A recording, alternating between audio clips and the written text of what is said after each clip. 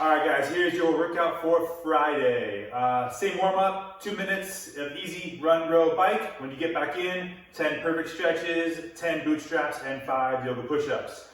From there, your prime movements for today, we're gonna work on your overhead mobility and a little bit of hip stability. So the first movement we've done before is our wall slides. You'll sit down in front of a wall, get your hips, low back, shoulders, head against the wall as much as possible. Elbows against the wall, and then your forearm, wrist against the wall as well. From here, you're gonna slowly slide your arms up the wall as high as you can while maintaining your lower back and your upper back against the wall. Once you reach your end range of motion, come back down to that 90-degree angle and then restart. We'll do 10 reps there. This is a slow, controlled movement. Don't rush through these quickly. You're trying to stretch out the thoracic spine on the way up and then relieve the tension on the way back down. 10 reps of your wall slides. Second movement today is a Lunge Matrix. So you're gonna start standing up. We'll do 3 reps on each leg in each direction. So we're gonna do 3 lunges going forward, all 3 steps on your right leg. Then you would do 3 lunges going laterally, stepping out. When you do lateral lunges, so the goal here is to keep your torso upright and sit down as far as you can. I don't want it to turn into a hinge forward, okay? So lateral lunges are second. The third one would be a reverse lunge, stepping back. 3 steps of reverse lunge. The fourth and final one is called a bowler's lunge, a curtsy lunge. Think about reaching 45-degree angle behind you. So my right leg would reach behind and then back up, behind and then back up. 3 steps in each direction, forward, lateral, reverse, and then bowler lunge, and then I would switch legs and repeat, forward, lateral, reverse, bowler lunge. 3 steps each way. From there, we're gonna do a little bit of practice for your split jerk. It's optional for the strength work today, but we're gonna do it in the warm-up either way. So you're gonna grab a PVC pipe or barbell if you want to use a barbell for your warm-up today. For your tall jerks, you're going to have the bar on top of your forehead here, on top of your head. You're gonna raise up on your tiptoes, and the goal here is to drive yourself under the bar without moving the barbell up. So I'm gonna start here on my tiptoes. I'm going to punch under, land solid, recover my feet, bring the bar back down to my forehead. I'm gonna raise up on my tiptoes, then I'm punching myself under, holding solid, recover my feet, and then bring my bar back down, okay? 3 to 5 reps of a tall jerk. One more time from the side. That bar starts on my forehead or top of your head here. Raise up on your tiptoes, and my goal is to then punch under, hold, and then recover my feet, okay? When you're done with those 3 to 5 reps, you will then do 6 to 8 reps of an overhead reverse lunge. So weight overhead, step back, tap the knee, that's 1. Switch legs, that's 2. These are mostly meant to be light, warming up the shoulders, warming up your abs so they stay tight, and keeping those legs ready to go for the workout. All right, so for the strength work today, every 2 minutes, you're gonna do 1 push jerk, 1 split jerk. If you have dumbbells, you can do the exact same movements with dumbbells.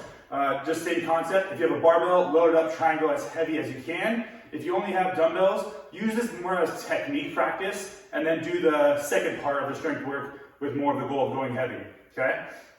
So we're gonna do 1 push jerk. Push jerk, your barbell or dumbbells here in that front rack position. You're going to dip, drive and catch in that partial squat, then stand. That's your push jerk.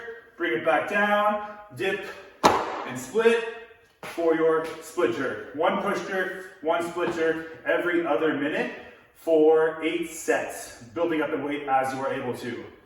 The second part of the strength had an and or option. So if you didn't want to do the push jerk, split jerk, you would do this portion instead. If you have time, you can do them both.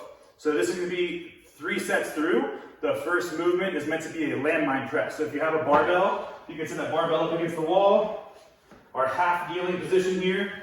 You'll hold your end of the barbell, press up, pause for 1, a slow 2 count tempo down, pause the shoulder. 8 reps on one side, 8 reps on the other. If you don't have a barbell, dumbbell, single arm, half kneeling still, and then strict press up, pause for 1, 2 count tempo down, and pause on your shoulder. 8 reps on each side as well. The next movement, when you're doing both sides, is going to be a face up snow angel. We've done our face down snow angels. You guys love those so much.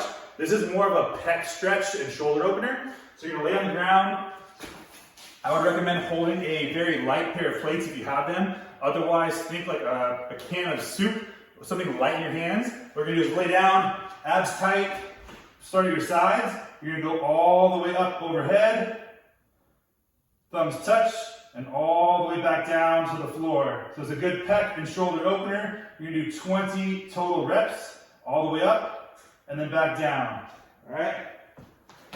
The final movement for the strength work today was originally meant to be 100 foot of a heavy farmer carry. So if you have 2 heavy objects, you can do a farmer carry with. 100 feet of a farmer carry is the intended movement. If you don't have enough weight to make a farmer carry heavy, you can switch to any type of heavy carry. So if you have a giant jug of water, you can do a bear hug sandbag style carry. If you have really light dumbbells, I would challenge you to do a double dumbbell overhead, arms locked out, overhead carry. So there's a lot of different ways you can make a 100-foot carry challenging with the weight you have. You can do our split stance, 1 arm up, 1 arm down carries. So play with it a little bit, but do 100 foot of a heavy carry. You kind of pick the poison there. All right, for conditioning today, it's 3 rounds through, a minute at each station, and a 1-minute rest at the end of each round. So it's gonna be 1 minute of dumbbell box step-overs. If you have a box and you got some weights, step up onto and then down from your box. If you don't have a retaining wall box ice chest to step on, I would have you just do reverse lunges instead for the step-overs.